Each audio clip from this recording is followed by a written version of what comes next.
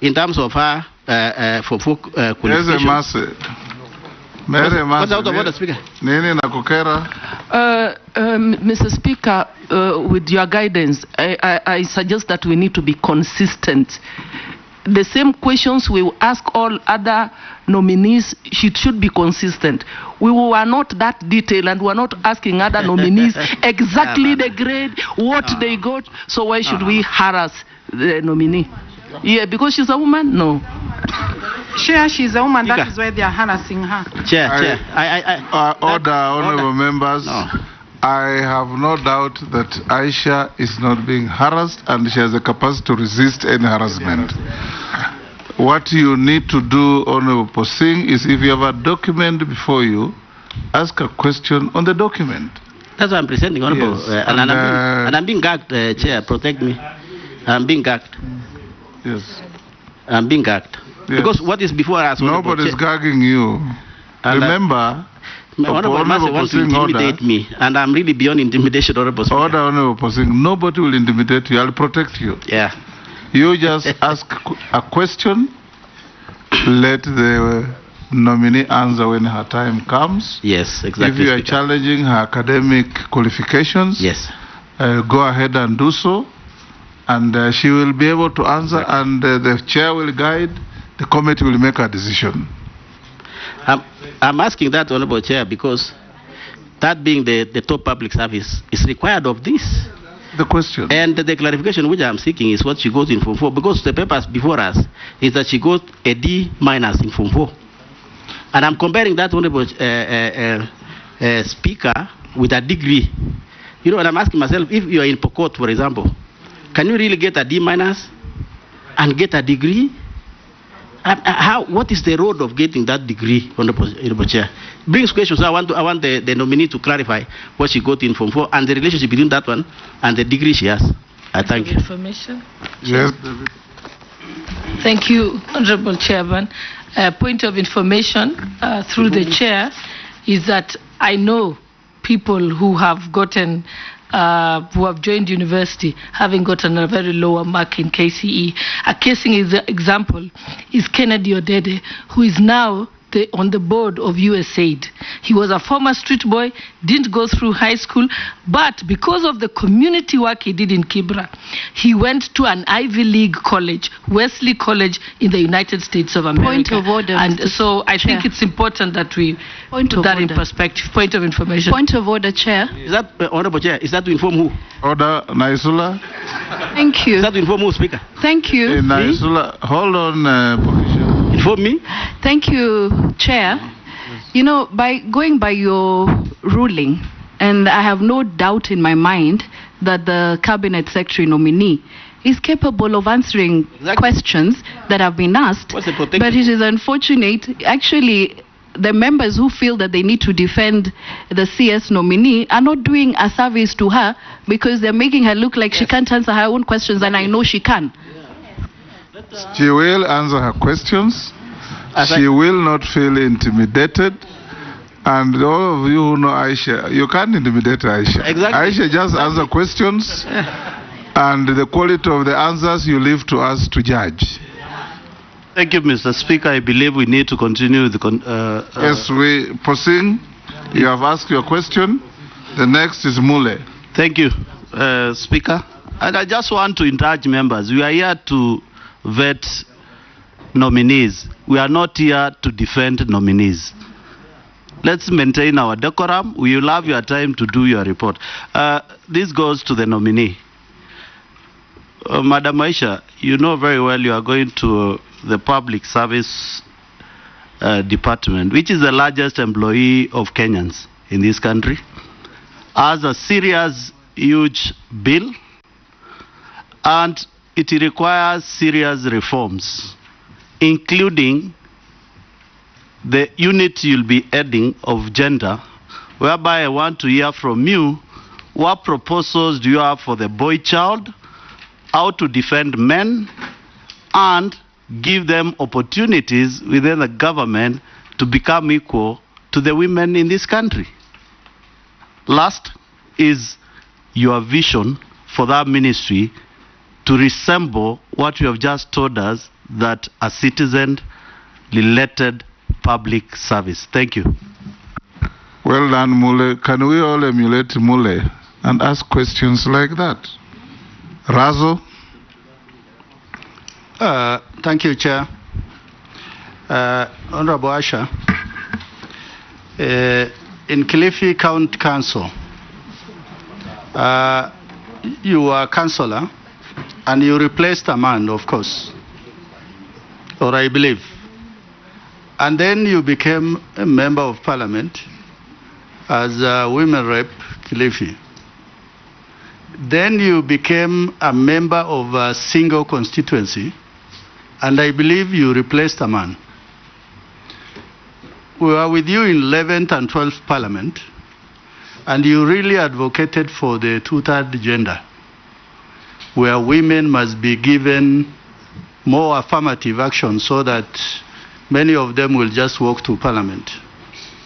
Now, from where you sit, do you still believe in two-third gender, or women must fight for their space? Thank you, Chair. Aisha, you can now answer from Mishi, from the Honorable Posing, from the Honorable Mule, and from the Honorable Raso. Thank you, Mr. Chairman. On Honorable Posing's question, Mheshimiwa Posing, I thank you for asking me that question. And as I have said that it wasn't easy even for me to score that those marks that you are seeing them there, because I had to take myself to class after dropping in Form 2, struggling as a private candidate, and because I took it to myself as a challenge that I have to be better and serve the community better, or serve the society better. So I think I am not even shy because it is in the public domain, but I think that is not a qualification to judge Aisha Jumwa on sitting in the cabinet.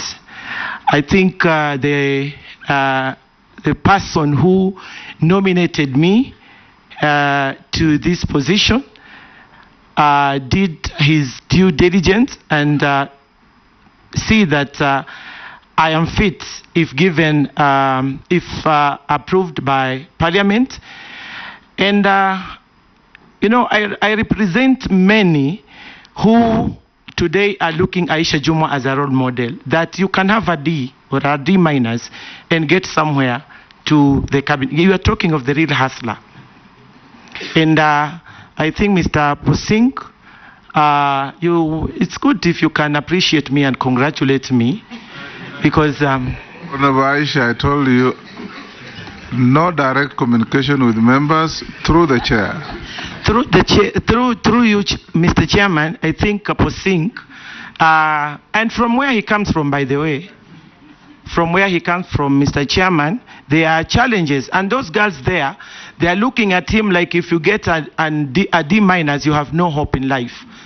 That is end of view. I want to encourage those girls from West Pokot that they can get somewhere, looking at me and the effort that I have made to get where I am today. Let them be encouraged and see Mheshimiwa Pokot as an enemy of Mheshimiwa Posing as an enemy of progress. Answer the other questions. When the order speaker. Honorable Posing, let it pass. Let it pass.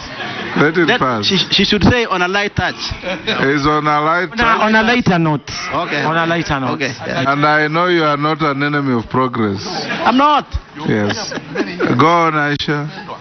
You have only answered one out of the four. I've answered one, yes. Honorable Chair, on Mule's question, that laws are not made for men or women. Laws are laws, and I think all the policies that I will initiate in matters defending a boy child or a girl child, or men or women. I've said, and I want to tell through you, Mr. Chairman, that we will only have a law that cuts across the gender. So I think you should not be worried. Being a woman and a leader, I understand, and a mother, I understand that there is a boy child to be protected and also a girl child as well. So, Mheshimiwa Mule, I think all that will be done in this ministry will be for the good of Kenyans. What are you going to do about Chair? Honorable Mule, you're out of order. Thank you. Go on, Aisha. If you I still believe if the answer is inadequate, you seek clarification through the chair. Carry on. Mheshimiwa Raso, through the chair, I still believe and a strong believer of the two-third gender rule as enshrined in the Constitution. And I think there was no single day, if my memories are still fresh, that in Parliament we had a motion to saying that women should be let free to come to Parliament. So I think it is a constitutional requirement, and we will stand firm to making sure that is realized. Thank you, Mr. Chairman. Mishi Mbogo. Oh, Mheshimiwa Mishi, asante sana. Umeniuliza kuhusu masuala ya huduma. Kwanza nataka niseme ya kwamba ile idea yote ambayo iko nyuma ya huduma centers, na kile ambacho labda nimesikia ukisema Kenya Kwanza walikuwa wanapinga, nikikumbuka vizuri pia wakati huo ni kwamba kilichokuwa kinapingwa ni huduma namba, na mwisho ilidhihirika wazi kutoka kwa koti kwamba huduma namba ilikuwa sio kitu sahihi. Lakini huduma centers ni jambo ambalo kila mtu analiunga mkono, na mimi kama nikipewa nafasi katika wizara hii, leo tunavyozungumza ni kwamba tuko na huduma centers 52 katika taifa letu la Kenya. Na hizi ni centers ambazo ni chache, ikizingatiwa katika manifesto ya Kenya Kwanza ni kwamba ari yetu ni kuhakikisha kwamba tunapeleka huduma mashinani kabisa kwa mwananchi. Na kwa sababu hiyo nataka ni kuahidi ya kwamba mimi katika mipangilio ambayo nitakuwa nayo ni kwamba nitakuwa na mikakati ya kukaa na wabunge, kwa sababu huduma center moja kujengwa hadi kufika kiwango cha kupeana services inagharimu zaidi ya takriban milioni 50 na zaidi. Kwa hivyo kama tunaweza kushirikiana pamoja na wabunge through NGCDF, basi wabunge wachukue nafasi ya kujenga hizi huduma centers. Kama vile Mishi, nataka nikupongeze, maana katika pitapite zangu katika ministry, Mishi Mboko umejenga huduma center ambayo inahitaji sasa zile platform na services pale ndani ili wakazi walikoni waweze kufanya. Nataka nikupongeze sana, pamoja na Mheshimiwa Nyamai pia amejenga kupitia CDF, na nataka niseme ya kwamba tutakuwa na mazungumzo na wabunge tutakapopata nafasi hii kuhakikisha kwamba NGCDF inajenga na wizara inaleta zile huduma ili wakazi wakaweze kupata huduma mashinani kama ilivyo manifesto ya Kenya Kwanza. Na masuala ya kazi za ugaibuni, hasa sana Middle East, ni jambo la kusikitisha sana, kwanza kwa wazazi na wale familia ambazo zimepoteza wale ndugu zetu ambao wameenda kutafuta greener pasture huko ugaibuni. Ukweli ni kwamba katika mikakati ambayo niko nayo kuhakikisha ya kwamba wasichana wetu tumewaempower na kuwapa kazi, katika manifesto ya Kenya Kwanza nafikiri kuna pesa ambazo zimepangwa katika zile za Hustler Fund, pamoja na programs ambazo tuko nazo katika wizara za uwezo na WEF. Tutahakikisha ya kwamba wasichana wetu wengi tumewaingiza katika kufaidika katika fund hizi ili wakaweze kujiajiri katika nchi yao na kufanya biashara katika nchi yao ili kuweza kupata mapato. Pia vile vile ni lazima kama nafikiri taifa kubuni na tuwe wabunifu wa nafasi za kazi, kwa sababu wale wanaoenda ughaibuni wanaenda kutafuta kazi. So katika mikakati katika serikali ya Mheshimiwa Ruto, nafikiri amezungumza mara nyingi kwamba kazi na ubunifu itakuwa ajenda yake kubwa, ili kuhakikisha kwamba hatupeleki wasichana wetu kule ughaibuni, wasichana ambao hawana skills za kutosha kufanya kazi. Na pia vile vile kupewa mafunzo kwamba unaenda kule na hivi ndivyo inavyotakikana. Pia vile vile cartels, na nimekuja kurealize kwamba katika pite zangu baada ya kutajwa, wanaofanya kazi hizi wengi ni watu wakubwa katika serikali. Kwa hivyo umezungumza katika kuhusu mambo ya cartels. Watu wanaopeleka wasichana wetu ughaibuni ni watu wakubwa katika serikali yetu, na huo ushahidi upo. Kwa hivyo nafikiri kushirikiana na Wizara ya Foreign Affairs na Wizara ya Labor, tutakuwa na mikakati ya kuziangalia tena zile license zao, ili kuangalia katika, unajua kuna mfano mzuri ni wa masuala ya transport. Gari zinapoanguka unaona kampuni inapokonywa leseni, na sisi tunasema ya kwamba zile kampuni ambazo zimepeleka watoto na kuwadump kule, litakuwa jambo letu la kwanza kulizungumzia katika wizara zetu na pia katika cabinet, kuona kwamba iwapo tutapata nafasi kuona ya kwamba leseni zimeangaliwa tena upya. Asante Bwana Mwenyekiti. Speaker, clarification for my question, please. Yes, Mole. Madam Aisha, I still need to hear from you. What will you do to make sure that the huge wage bill within the public service is brought down and streamline the services and make them lean and effective to the service of Kenyans, please? Thank you, Mr. Chairman.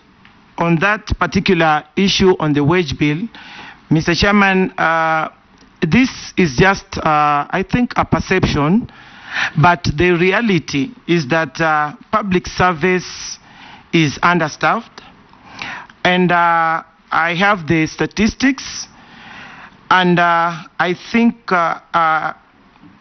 encouraging productivity in the ministry or in the public service will actually help us to bring down the wage bill.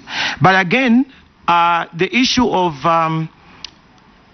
wage bill, Mr. Chairman, is that you'll find those working in the public service, in the ministry, in the ministries, are people who are not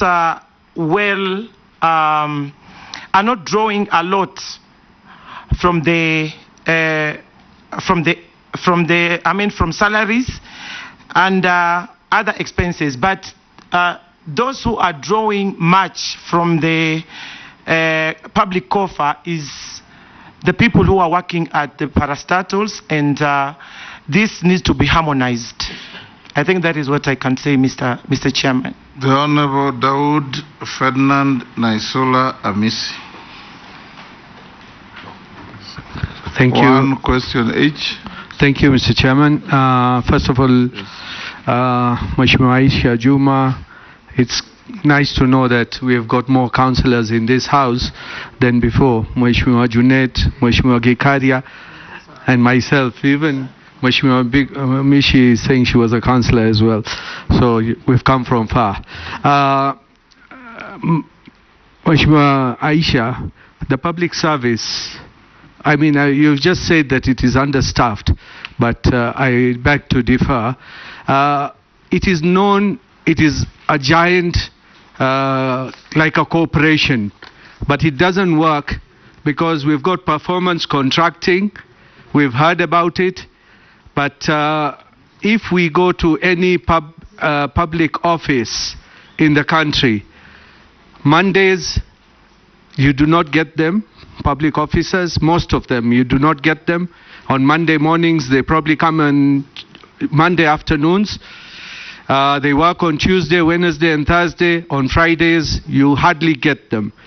So I want to ask you, can they, because there was a time, I remember a long time in public service, where we used to have a 5.5 working day, 5 days and a half on Saturdays where we used to have public service working. Nowadays, it's like as if it's 3 days or less. How are you going to approach that? And performance contracting, is it just on paper, or is there anything really going to be done by you when you go in, because you are a hard worker yourself? You have said it. You've got where you are through hard work. Will you instill the same in the public service? Regarding the gender as well, you have said about the 2/3, yes, you believe in it, but what approaches are you going to have in achieving 2/3 gender principle in all sectors of public and in Parliament? Will you bring a bill to Parliament to pass that we have gender rule is satisfied? Thank you.